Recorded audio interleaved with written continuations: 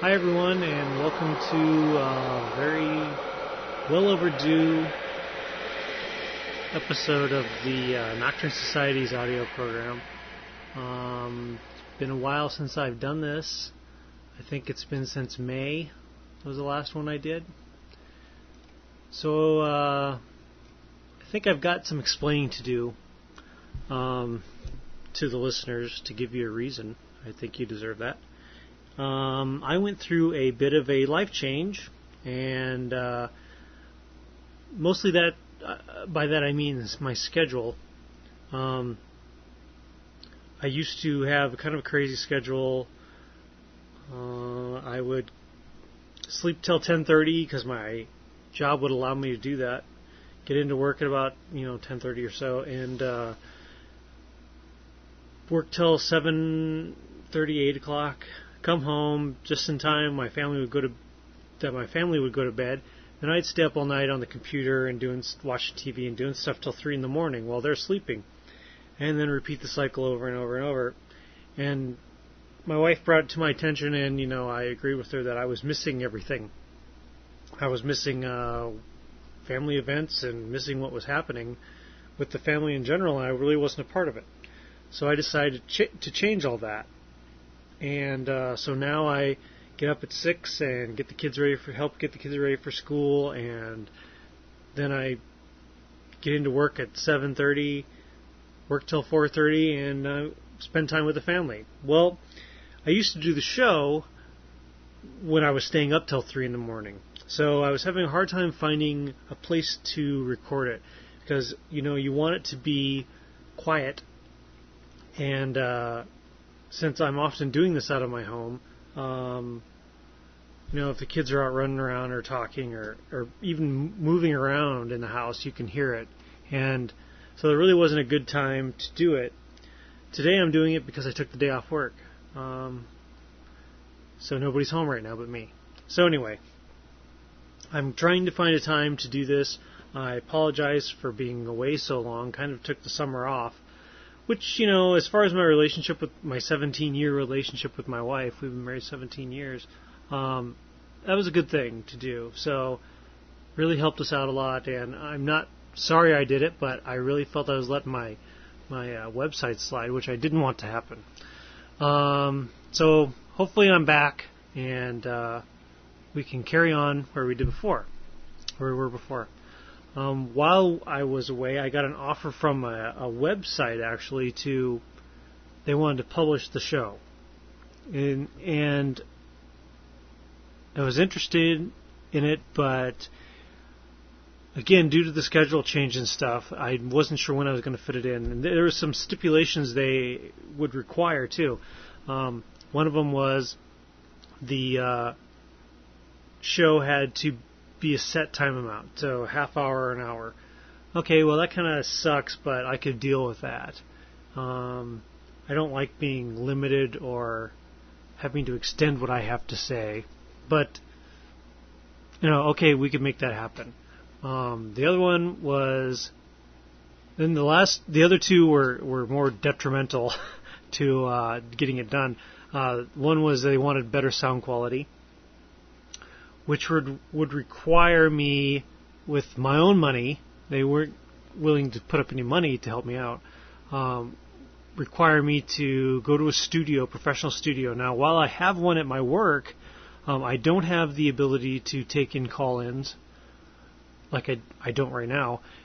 So that was kind of limiting, and I also, my work wouldn't be too thrilled with me doing a show every week, which was the other stipulation. They wanted it weekly. So they wouldn't want me in the studio every week, taking up their time. So I would have had to go out and, get a studio for my work and pay for the time myself, and that would have been kind of expensive. And then there's the other option of making the studio here in my home. I really don't have the space for that. So it didn't really work out. But it would have been nice. But it was nice to know that they were interested. That was nice. So that didn't happen, but it makes me happy that someone was paying attention. Something happened the other day that I want to share with everyone. I was sitting here at my computer desk with my daughter, and my computer is located in the basement. It's unfinished. We've got carpet down and stuff, but it's really not a finished basement. So we were down here, and we were playing music, and she was sitting next to me, and we were listening to the music and talking, and all of a sudden I felt the ground shake. And we've got a gravel pit or a quarry near us, so sometimes they blast, and that's what it felt like. It felt like the ground shaking, like a blast from the quarry.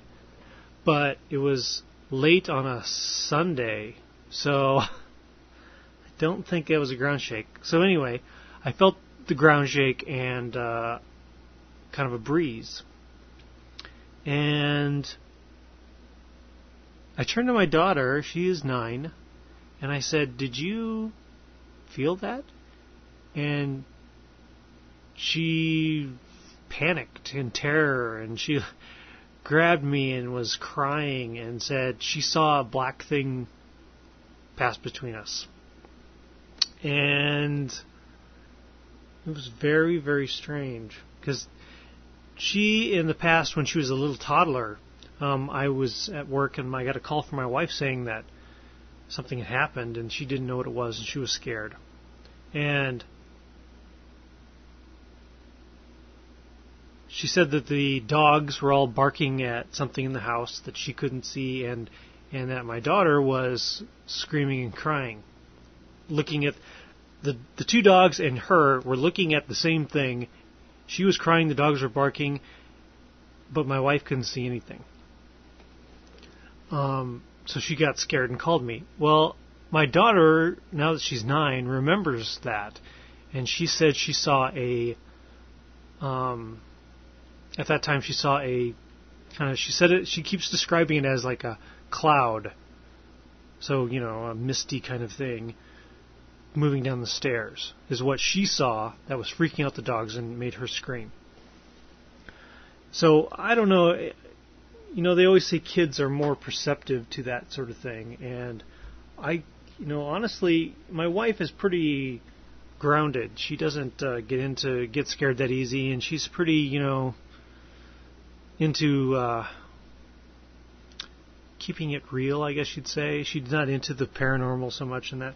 But the fact that she was shaken up by it, and all makes me believe that at that time they did see something. And I think that my daughter, was able to notice that.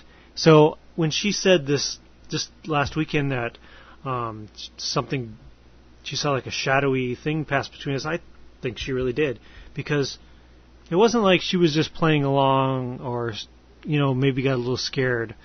She was clamoring on to me and panicked. She was in a state of panic. And so I really think something happened. And she says she didn't feel the ground shake or the breeze. So we had two different experiences from the same event. And I think that happens often. Even when people are out ghost hunting, some person says they heard something, some person said they saw something, and it could have been the same thing. I think everyone experiences it differently, or is open to different degrees of it. So there's that, which I thought was very strange. And, to give you some history of the house, there is none. This is a brand new house. No one else has ever lived here. So that kind of goes along with my idea that, spirits aren't haunting certain areas, and that's where they're kind of stuck. They can come in and out of wherever they want. Why wouldn't they? So anyway, on this episode, I kind of thought I'd talk a little bit about cryptozoology. I'm not an expert on it anyway. I've never been searching for it, but it's a subject Well, I take that back. I did go looking one night. But it's a subject I haven't really covered much here. So I thought I'd talk about it a little bit. And I'm not doing a script. I didn't do tons of research. I've seen tons of shows and that sort of thing. So, this is just a guy's opinion, which is what the show's been about since I first started doing it.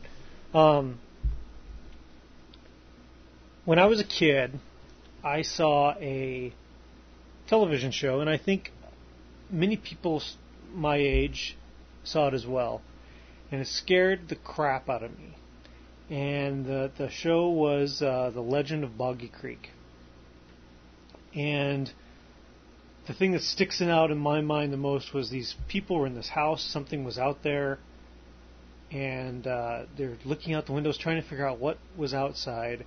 And so they opened the door, and when they opened the door, this big giant Sasquatch was standing there in the door, his Bigfoot, and they all screamed. And that, I just remember when I was a kid, that scared the crap out of me, that something like that could be out there. And of course it was played up as this thing was hostile and was out to get them, which didn't help. So I rented that movie when I became an adult. I saw it in the movie rental place, and I thought, I'm going to get this because I remember that being scary as hell. And when you're a grown-up, a lot of things you thought were great as a kid were not so great. It's a really crappy movie. But the seeing it as a child really stuck with me. So that was one of my first interests into the cryptozoology stuff. And when I was a kid, when I was growing up, I had thought maybe I wanted to get into zoology or biology. And then for a period of time I was thinking, well, maybe I just want to be a forest ranger, because I was always into nature and animals and that sort of thing. And then I had a forest ranger I was talking to scared me off. He did it on purpose. I don't know why. Went to him to talk to him about his career, and I walked up just as he was shooting a deer that had been hit by a car. And I had a scheduled appointment. So he shot this struggling deer to put it out of its misery. So that was a rather grim scene right there. But he shoots the deer, and then he turns around to me and says, "So you want to be a park ranger?" And I said, "Yeah." He goes, "Well, it's long hours. It's little pay. You need 4 years of college minimum, and then you wait in line to get a job. Does that sound good to you?" And I said, "Not really." He said, "Do you still want to be a park ranger?" And I said, "Well, I suppose not, if it's that bad." And he said, "Good." And he walked away. That was my interview with him. So that, evidently he was having a bad day. But I don't know if he realized how much it affected my, future, because I had planned on doing that. So now I went a different route because of that. So anyway, that scared me off the whole park. But the point is, I was always into animals and nature and that sort of thing.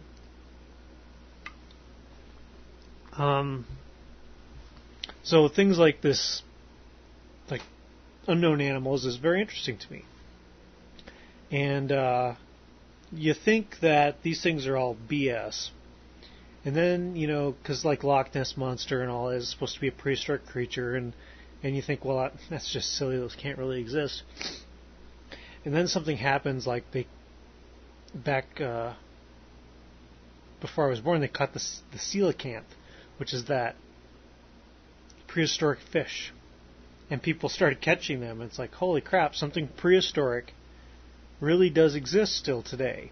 So that kind of makes you think, well, anything else could exist, possibly, if it's in the right place at the right time and didn't get affected to the point of extinction.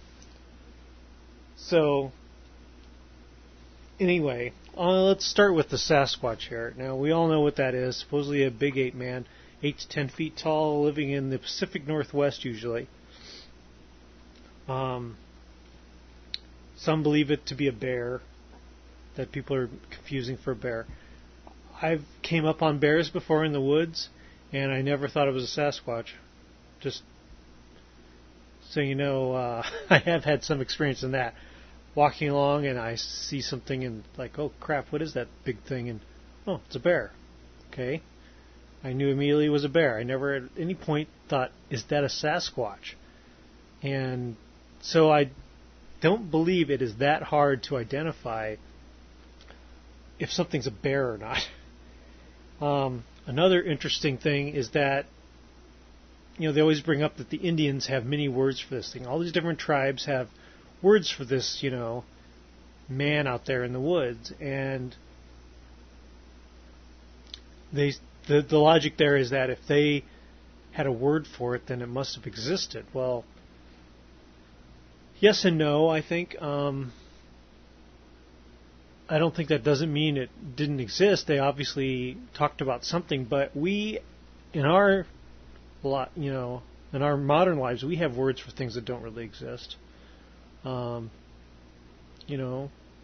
Trolls and things, and just because we have a word about troll, we have stories that involve trolls, it doesn't mean there's trolls out there. I mean, people in prehistoric times are just Indians. In the present, just as we first started discovering America and stuff, they weren't without imagination. And if they decided, wouldn't it be a neat idea to tell stories about some hairy man in the woods? I mean, okay, it doesn't mean he really is out there. Doesn't mean he's not. But I think it's hard today to speak to an Indian person of Native American descent and ask him if these really exist, because there's generations there that are gone. So I don't know if they could even give you a truthful idea of if there's really something out there or not. Now, like I said, that's just my opinion. I grew up near the Tama Indian Reserve in Iowa, and I talked to Indians and not about this subject, but it's like I grew up with them. I don't remember them even mentioning it. And so I don't know.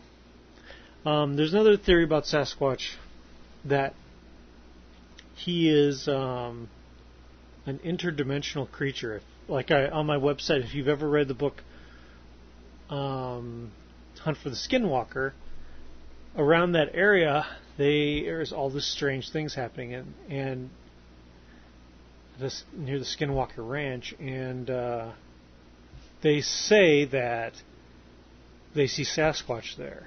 Now, it's in Utah, which isn't so out of place, but from the Pacific Northwest, it's sort of up there.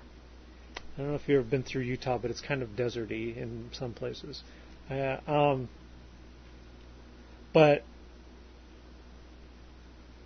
I don't know. They say that they feel that he's like a dimensional creature, comes in and out of from another dimension to ours.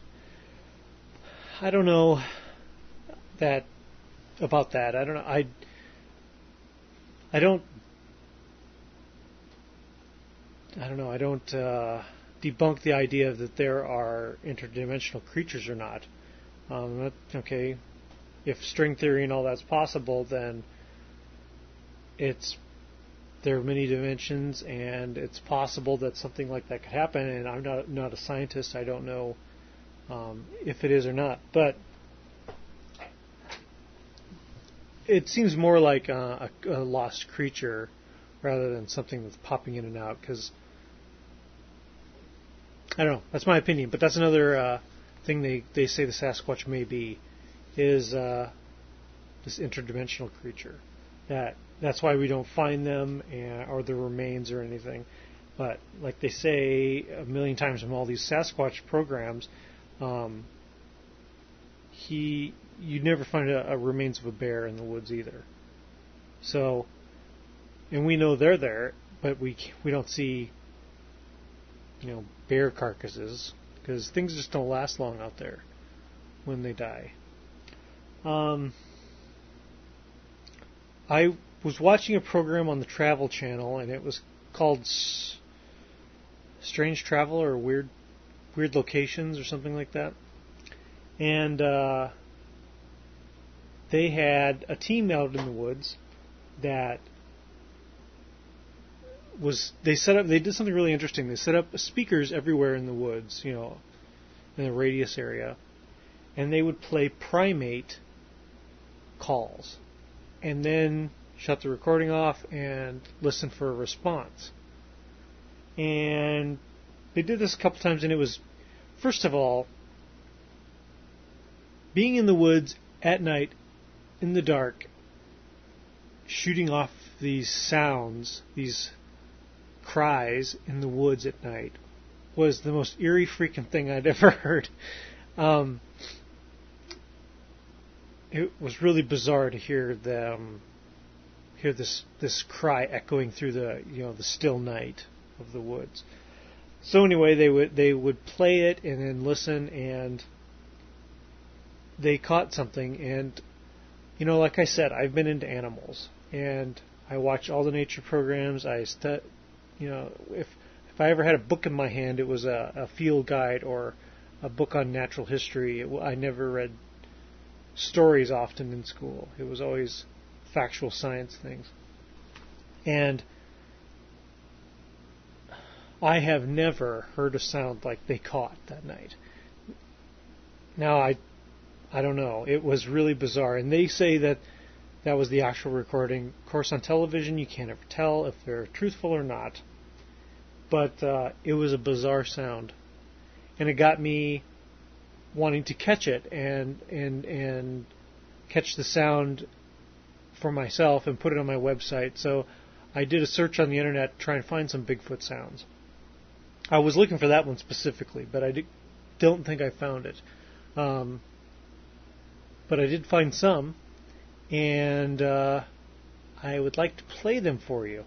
There is also that human howl that is on my website that I kind of laughed at, saying it sounded like I believe I mentioned this on the article itself, that it sounds like a person trying to howl like a wolf. I mean, it's so blatantly human sounding that there's no way. I was just like, this is ridiculous. It's obviously a fake. And then I was in California, up in the National Reserve, Mount Pinos National Reserve, and we were up in a cabin pretty high. We're about 5,000 feet. It was about 3 in the morning, and I heard this sound, and I woke up and listened, and it sounded exactly like that human howl recording. Now, can I say what it was exactly? No. Could it have been a person doing that? Yes. I mean, there were houses around. It wasn't like super densely populated. But, it could have been some drunk guy howling at the moon. I don't know. But let me play that for you here. And I'll do the human howl one. And see what you think. Let's see here. I'm going to have to click this to see what it is. It may not be it. Hold on.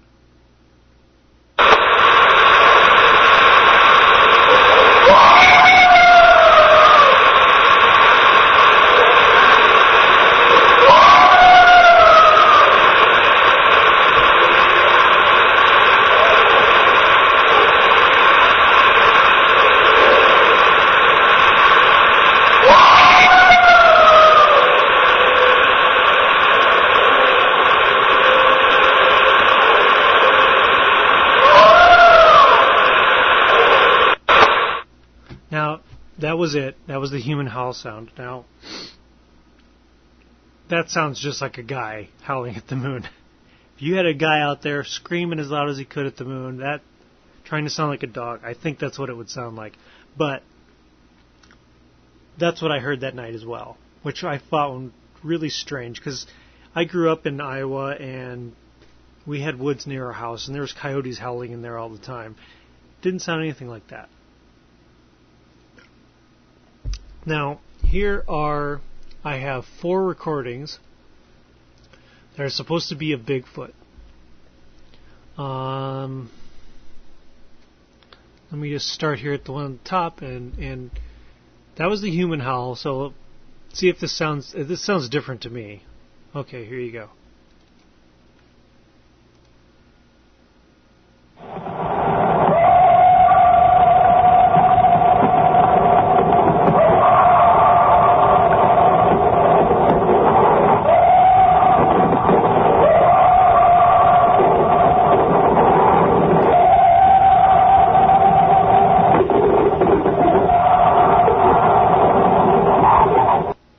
There's so much noise in there, it's really hard to pick it out.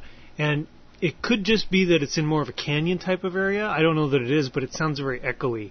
And, you know, if you think about it, it does sound like the human howl a little bit, except for with the echo in it.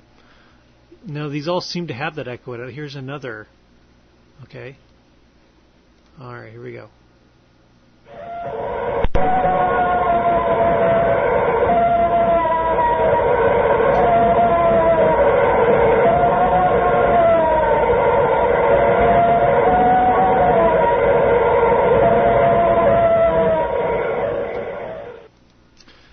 That was more howly to me. Sounded like it could have been a dog. There's there's so much noise in there, it's hard to tell. If not a dog, a wolf, something big. Here is the third one right now.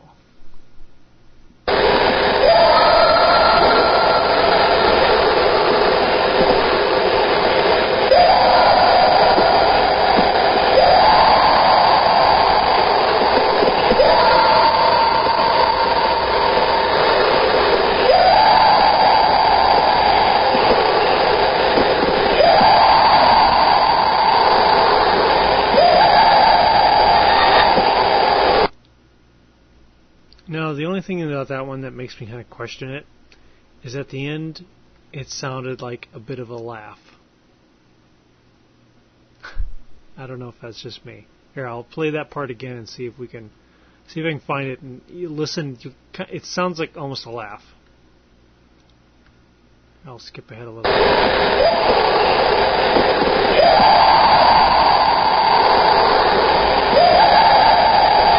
Right there, did you hear that? Sounded a bit like a giggle, you know? So, I don't know. If you were out there in the woods trying to make a fake recording of a Bigfoot and you were screaming at the top of your lungs, I could see someone kind of laughing a little. So, I don't know about that. But, here's the last one.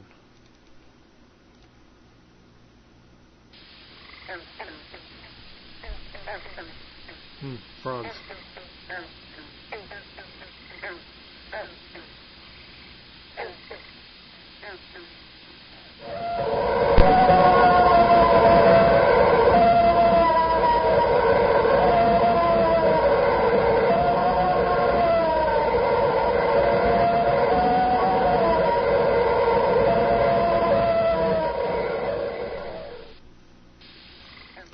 That sounds totally fake to me.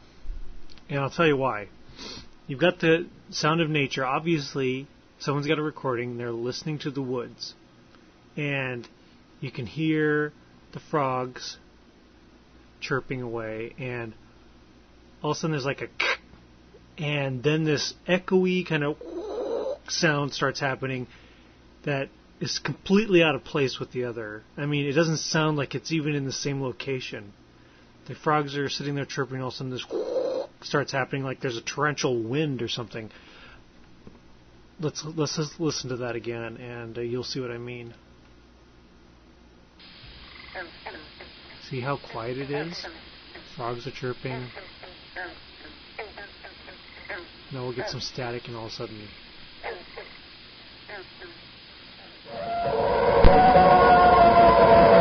See, now it's like a torrential wind.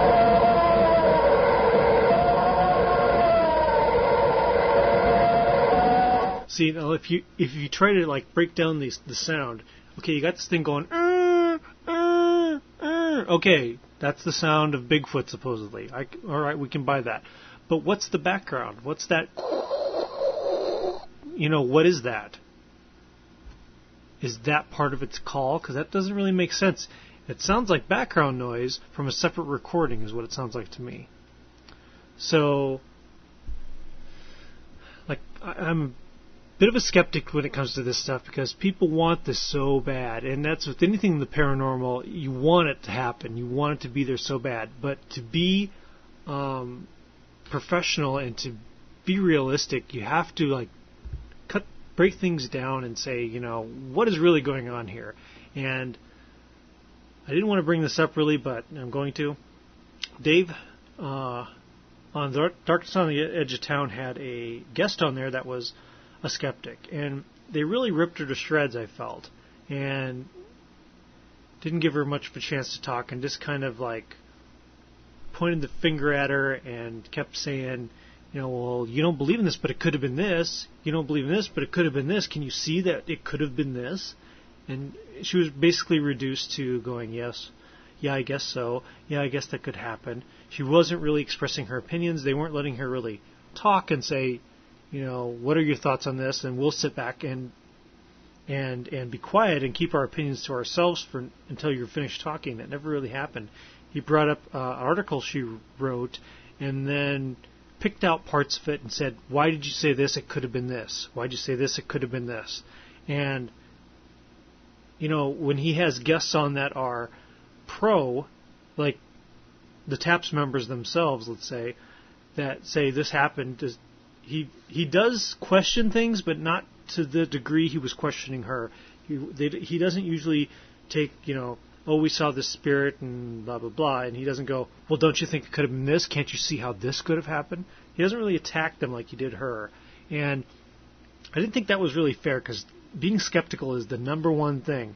And even she said she believes there's something there, but you've got to really be positive that something did happen before you can go saying, yes, I saw this and this was fact. And, I mean, I would say many things are not without question, and most of the paranormal, you can't ever positively say anything, and that's what Dave kept saying. He's like, I don't think these people would be happy with anything if Jesus Christ himself walked up and said, hey, I'm Jesus Christ. And there's nothing wrong with that, Dave. I'm sorry. Because let's say Jesus Christ himself did walk up to you and say, hey, I'm Jesus Christ. What would you do at that point? Would you say, okay, well, I guess this is really happening? Or would you say, I'm going to go get a CAT scan tomorrow? There's always a question there. If Jesus Christ himself walked up and said hi to you, maybe you need to go have an MRI, because there is a question of your stability in that, So there's always a question of what's happening, and you have to question these things. Okay, Sasquatch. There was also, I saw a program, it was a Jeff Corwin, where he was in search of the abominable snowman or something like that. And they're supposedly in Nepal. There's that scalp of an actual Sasquatch, and he went there to analyze it. He's a professional biologist, and went to look at it, and they wouldn't let him touch it. He could look at it inside of a box, but they wouldn't let him touch it inside this glass box. Which right there to me says this is not authentic, because they aren't willing to risk it not being real. Because, I suppose it's quite a tourist thing. But anyway, does Sasquatch really exist? In my opinion, this is completely my opinion. I would love to think it does. I would love to think there's really something out there. And, I've listened to a lot of people that search for it passionately on many programs and things, and I think they're hearing something out there. I don't doubt that there's something there. Now, what it is, I don't know. Is it a hidden creature? Is it a deranged bear? Is it? I don't know for sure. But it's really difficult when someone goes out and it's like, I'm going to go out tonight and I'm going to look for Sasquatch. When you're so driven with that single-mindedness there's a really good chance you're going to find something out there that you think was Sasquatch.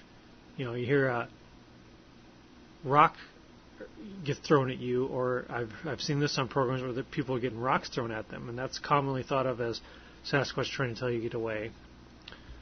Or it could be poachers trying to tell you to get away. You know, you never really would know, but they go out there with this mindset that they're looking for Sasquatch, and when that happens, and it's the same with ghost hunters or anything, you have to be very careful of not getting into the trap of, we want to see this so badly that anything that happens is pertaining to it. So, I believe the story is more of the hunter out there looking for deer or that type of thing where they stumble onto it. That's not what their goal is. And, you know, there's never a way to search for Sasquatch accidentally on purpose. So, you have to listen to the stories, I think, of the people that weren't expecting it and weren't out there looking. Those are the ones that make me kind of think, well, maybe there is something there because they saw something. And especially if they're like a woodsman of some sort, turns out, and they aren't expecting it, and they see something like, okay, I know what the animals are in this area, and that's not one of them. Those are stories that you have to like seriously look into. Okay, let's move on now to Loch Ness. Yeah, I'm just doing a general skim over everything, and you know, I know there's a lot of people out there going, this guy's just yapping and doesn't know what the hell he's talking about. And you're right. I am just yapping of my opinion of the stories. I encourage you to contact me and correct me and tell me your opinions. I'd love to hear them. I'm not closed-minded. These opinions of mine aren't set in stone, and I'm just trying to be entertaining. So, and get people interested in this type of thing. So that's my goal. So I'm just out here talking about it. Okay, the Loch Ness Monster. We all know what it is. It's supposedly a plesiosaur or some kind of sea serpent trapped in the loch there in Scotland. And there's also Champ from Lake Champlain that is supposedly the same type of thing. Do these really exist? Boy, more than any other hidden creature, I really wish the Loch Ness Monster did exist. What is cooler than that? What is cooler than this dinosaur serpent out there in the loch, in the murky water? I mean, it's just an awesome story, and would be incredible if it was real. With our high-tech equipment and our ability to locate whales out at sea and that type of thing, and I mean, recently I saw a show on the Discovery Channel where they were, let's uncover the giant squid, and they did. They found it and showed pictures of it, and in the vastness of the ocean, they found a giant squid. I find it really hard to accept that in a closed area like Loch Ness, they can't locate this creature. And as much as I wish it was there, I don't think it is, because all the undersea shots and the programs I've watched on this, there's not a whole lot of life in there. And I mean, there are eels and some fish and things like that, but would there be enough life in there to support a single creature, let alone, obviously, if it's still going on, generations of this creature? And, boy, I don't know. We see washed up animals on beaches at the sea all the time that have decayed and died, and of large creatures like whales and squid and that type of thing. And it seems hard that there would be there would have to not only be a single creature, but there would have to be a family of them. There would have to be generations of this thing, and a population big enough that the population would have to be big enough that inbreeding would not occur.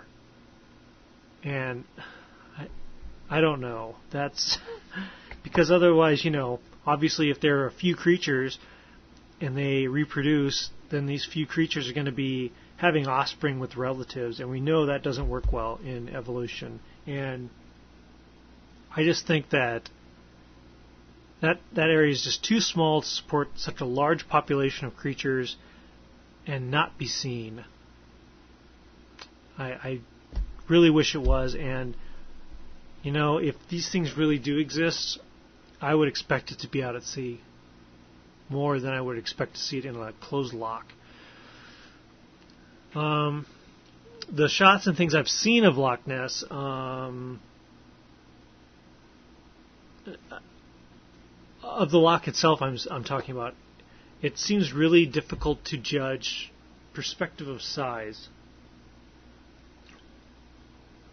because at least in the tapes and stuff, it's hard to tell what the size of something is that you see out there moving around. And definitely, I've seen tapes of things moving around out there, and they've even shown videos of things that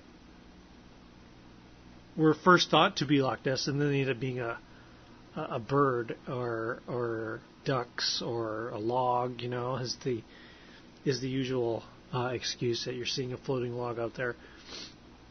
And to all the fans of Loch Ness and the ones that really want it to be there, I'm with you.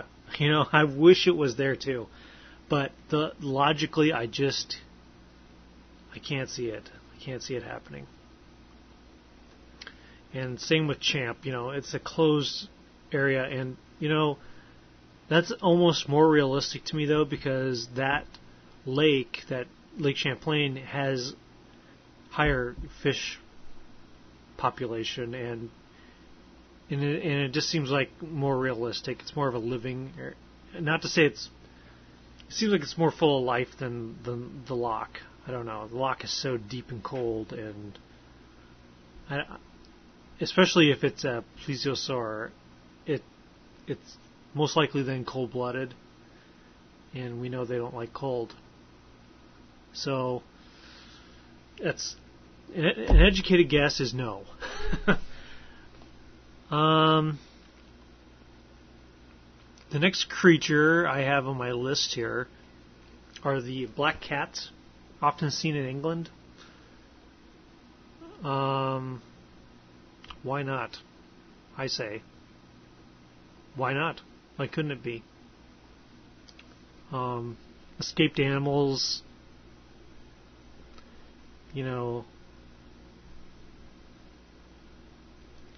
thing that I find strange is they often see them on the moors, I guess, and it's rather desolate out there, and we had things killing our livestock. We didn't really live on a farm when I was growing up. We lived out in the country, and we had a small penned-off area, and my mom kept sheep, and for no other reason other than she liked them.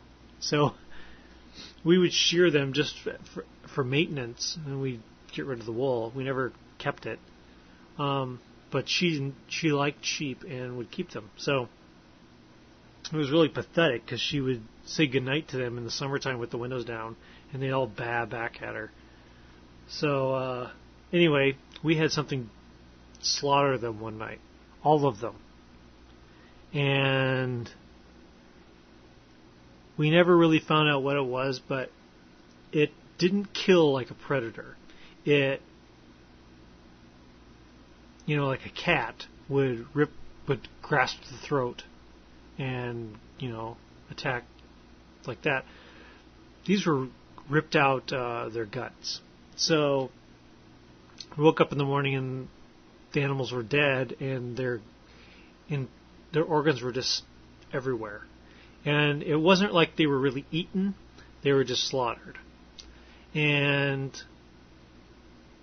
what we figured happened was a pack of local dogs that were not tied up, and then at night would run around chasing deer or chasing whatever they could chase.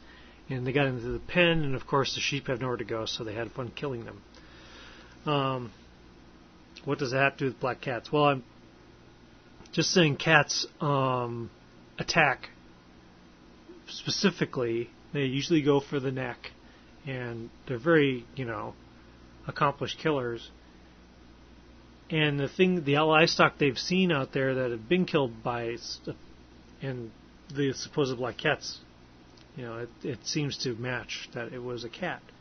I don't see any reason why. I know England never had big cats, but with the cats are very nimble, and people are stupid and keep pets that they shouldn't probably be keeping. You see people with pet tigers, and you have a creature that is so powerful, like a black panther, which is a leopard basically, or even I don't know, is there a black face of cougar? I'm not sure that there is. I know there is jaguar. But the uniqueness of a black cat, and someone with money, they don't have anything else to do, would buy a black cat and not understand the power and the abilities of the creature, and it gets away. And do you want to be the guy to run around saying, hey, my big black cat got away and is probably out terrorizing things and killing stuff? Yeah, can we get him back? Of course not. You want to keep your mouth shut and not be responsible for the mayhem it causes. So it doesn't seem too far-fetched that they could just be animals that got away. And my grandfather told me an interesting story, and this kind of goes along with that, keeping your feet on the ground and analyzing things before you come to a decision. When he and my father were growing up, they lived in a cabin in Colorado, and it was right on the edge of a national park. And one night he came home, and it was a windy night. It was kind of stormy. And in the woods, he heard a woman screaming. And he listened, and especially to hear him tell the story, he used to do such a good job. He's passed away, unfortunately. But he said he listened, and it was just like a woman screaming at the top of her lungs. And he's like, oh my God, somebody's got a woman out there and is doing who knows what to her. So he grabbed his rifle and ran out into the woods following the sound. So he's running along, the wind's howling, and this woman is screaming. And as he's running, he's like, maybe thoughts are running through his head, and he's like, maybe, is that a woman, or it sounds like maybe it's a cougar? That kind of, that sound that they make. And he's like, well, maybe, as he's running, following the sound, and he's like, maybe it's a woman getting attacked by a cougar. Because it was just, he didn't know what it was. And finally, after running, he finally got to where it sounded like the sound was coming from. He's standing there, and he's hearing it up above him. So he points the flashlight up, trying to see, what, and up in the tree are two branches rubbing together in the high wind. That's what the sound was. So it wasn't a cougar, it wasn't a woman screaming, it was just two branches rubbing together. But he said it made the most ungodly sound that you would have never thought it was that. So something, some interesting story my grandfather told me, I thought. Locally here in Wisconsin area, we have, and there's been a book written about it, and I think even a movie, B-movie, The Beast of Bray Road. And this is supposedly a werewolf type of creature that people see. And when I went to this Southern Wisconsin Paranormal Research Group's annual conference, I listened to the woman that wrote the book talking about the story and the sightings and things, and the people she interviewed when she was writing the book. And they all described in this area this big, upright, wolf-looking creature. Now, there's a difference here.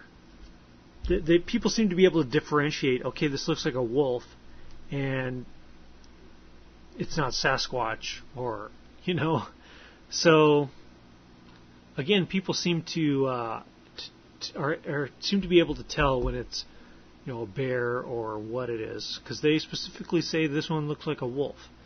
And the question was asked while we were there what the last sighting of it was, most recent sighting, and at the time it was earlier that year, so that was 2 years ago.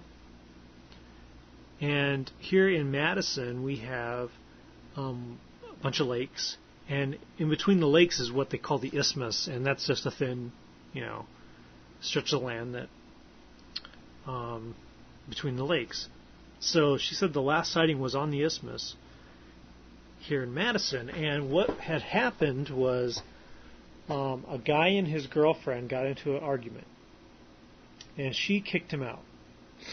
So he's walking along the isthmus about 2 a.m, and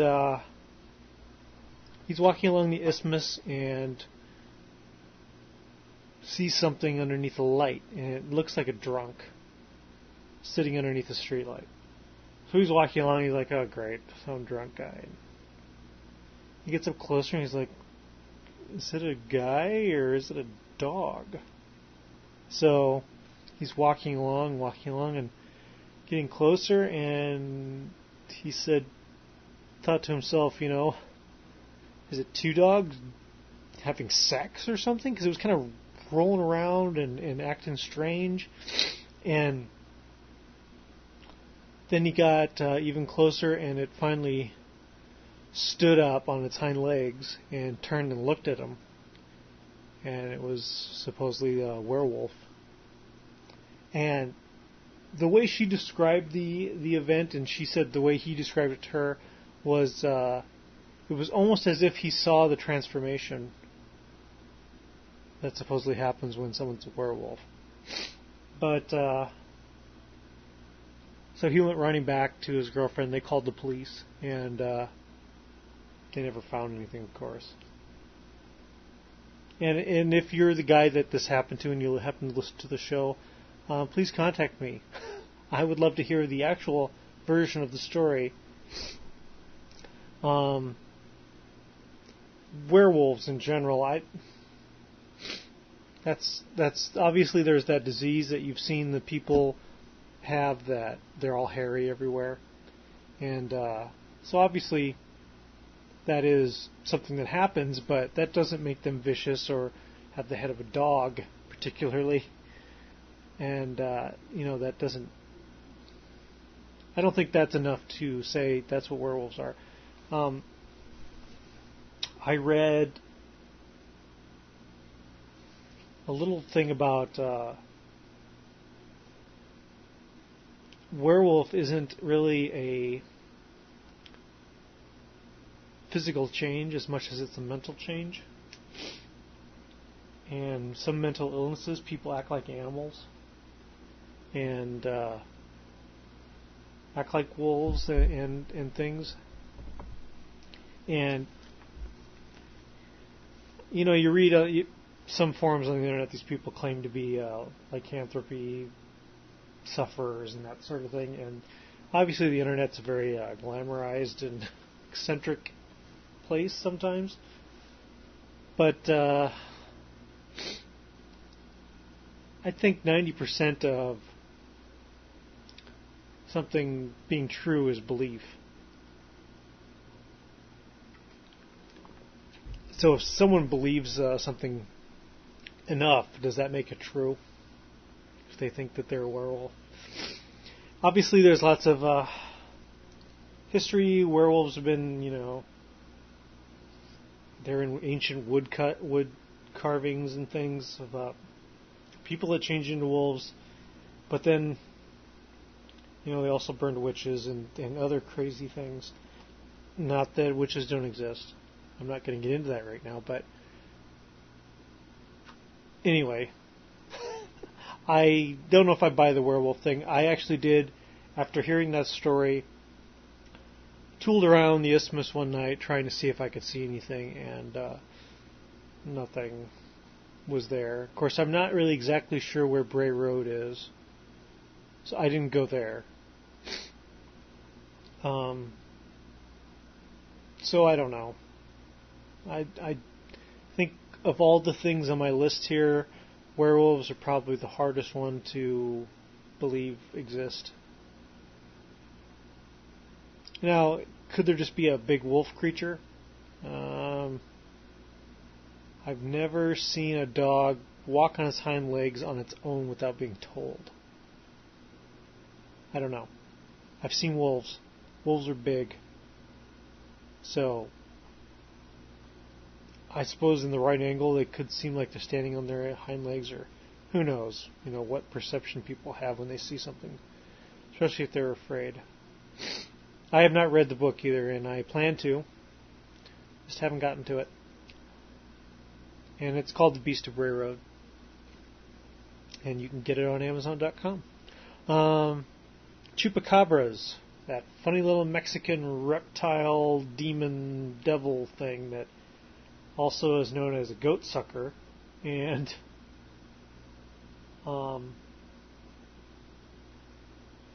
kills livestock.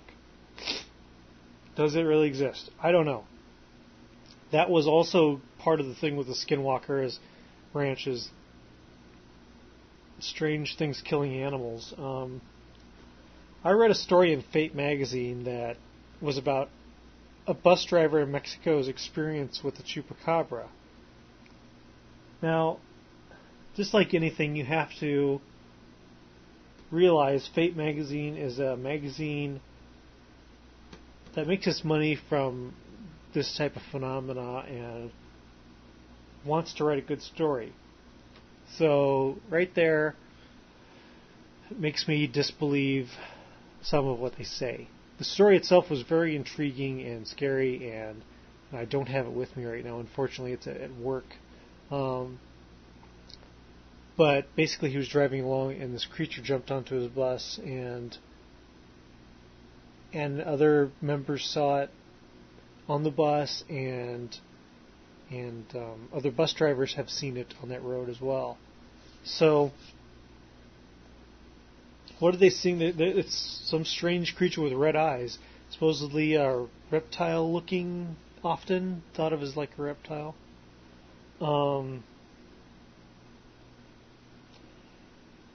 It kind of leads me along the lines of, if any of these animals, talking about the Sasquatch being an interdimensional creature, if any of them are from another dimension, I would say the Chupacabra is probably the biggest candidate for that. Because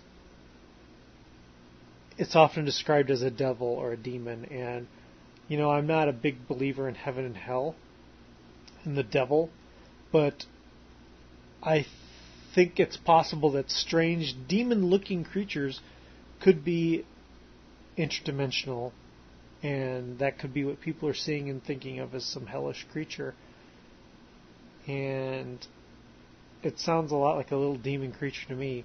Why would a demon come into our world and eat our livestock? I don't know. Don't know that. I would love to go to these places that they say and see it for myself. I don't know. I've never really been to Mexico. Furthest I've been is Southern California, which isn't that far away, but never saw a chupacabra.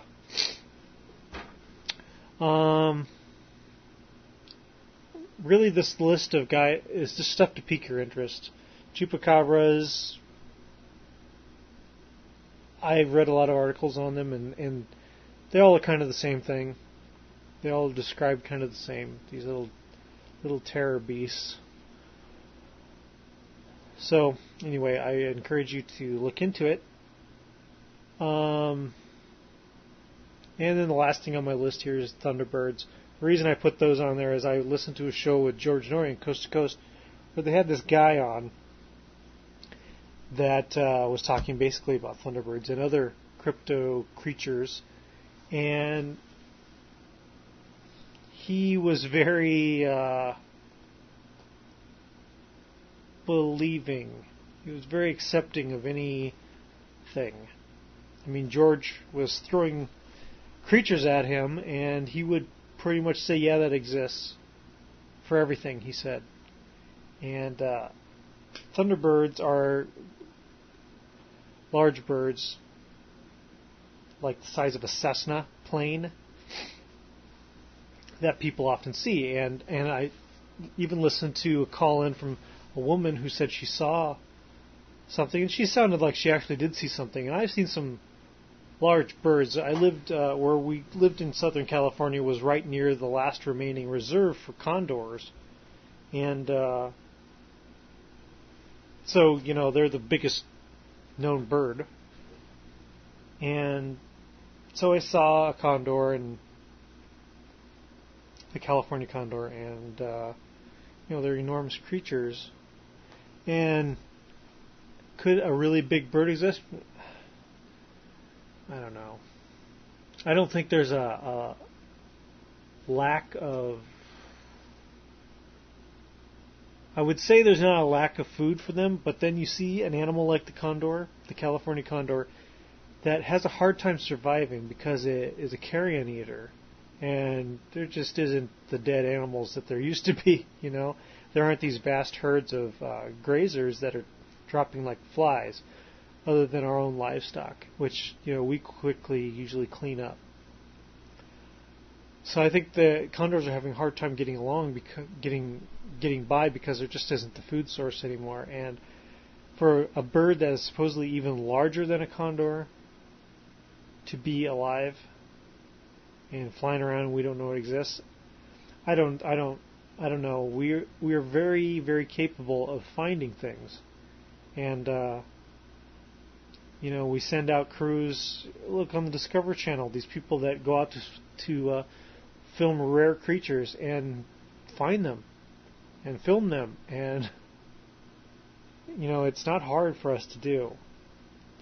So I find it difficult to believe a large bird like that would have a hard time finding a food source could survive without us knowing about it, because it would have to really be scanning the skies to find some food.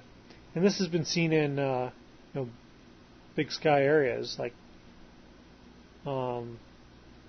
Oregon, and was where the woman, I believe, called in from.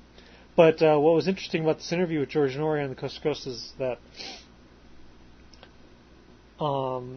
George would say an animal that is supposedly a crypto creature that is unknown, and the guy he'd say, "Do you think this really exists?" And the guy would say, "Yes, I do." And George would say, "Wow." So, for instance, he'd say, "What about dinosaurs? Do you think it's possible that dinosaurs exist today?" And the guy would say, "Well, I think in some areas, yeah, I think they do still exist." And rather than questioning him, and George does this all the time, rather than questioning him, he just goes, "Wow, that's amazing that something like that is still alive today. That would be terrifying to see." So they basically sat there and just amazed each other. So, I don't know. Coast to Coast is a great program, and it gets a lot of publicity to the fields itself, but Art Bell, I like listening to him more, because he at least tends to sometimes throw in a "Are you sure?" or what was really happening here? And George just believes everything. He doesn't question anything anyone brings on here. And like I was saying earlier about the skeptic that came on, and they were just browbeating her with comebacks and questions, that wasn't letting that person talk and even state their opinion. But when someone comes on and says, "I think Thunderbirds exist," and gives you reasons why, I think that you should obviously say, well, did you ever wonder about this, or do you have answers for why it isn't this? And then let them speak instead of just constantly hammering them with, possibilities. Which, there's two extremes to that, obviously, is what I'm trying to say. And you can just bring someone on your show and beat them down, or you could just not question them at all and let them say everything and never really get to a point. Anyway, so that's pretty much my list of crypto. This is my site's basically paranormal and ghost hunting and that sort of thing. And this is just something I thought would be a little different. I'm not an expert in it, and I don't dig deep into it. So I just thought I'd throw some things out there to spark some of your interests and make you go out and look for a little bit more if you're interested. So I just gave you a little quick thing, and I think we all know most of these things. But anyway, so I'm going to wrap the show up now. I've been talking for quite a bit, I think. And again, hopefully, we can keep this thing going. I'll try to keep the website up as much as I can. As I said, I'm on a new schedule now, so it's hard for me to find time where it's nice and quiet in the house to do it.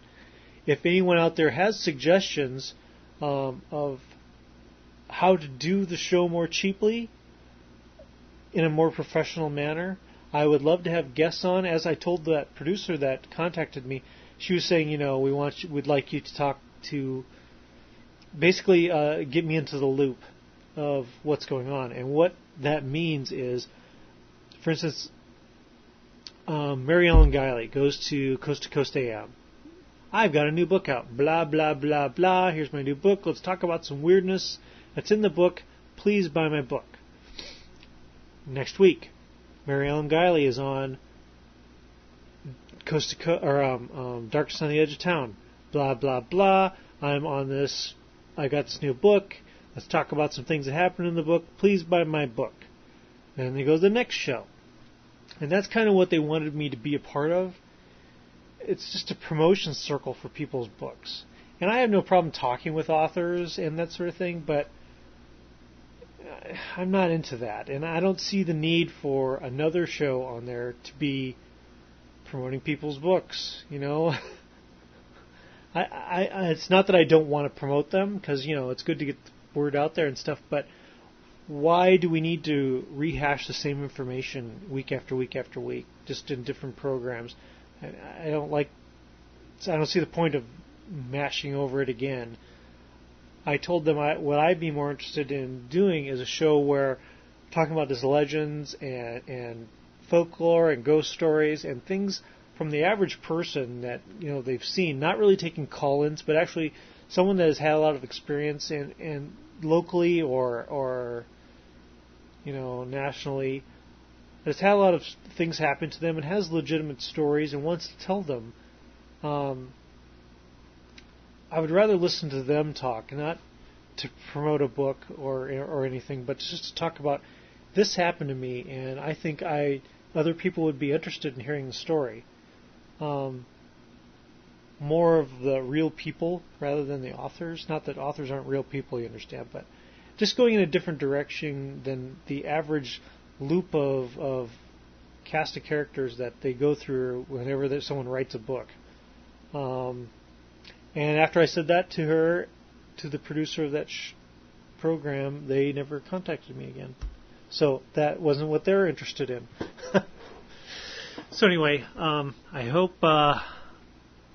you guys are glad I'm back, and I'm glad. I personally am glad, and I hope this was somewhat informative. I kind of did it on the cusp because, like I said, I'm not super into cryptozoology, but it's definitely interesting. And if anyone out there has more facts than me and would like to talk about them, or if you've had experiences and you would actually like me to do a little interview, I'm not sure how I would do it since I can't do call-ins. I'd have to rig something up, I guess. But that's what I'm trying to do now. I'm going to go that direction. I'm going to, people that have had strange experiences, I want to talk to them. So either send me an email, let me know, or post it on the forum.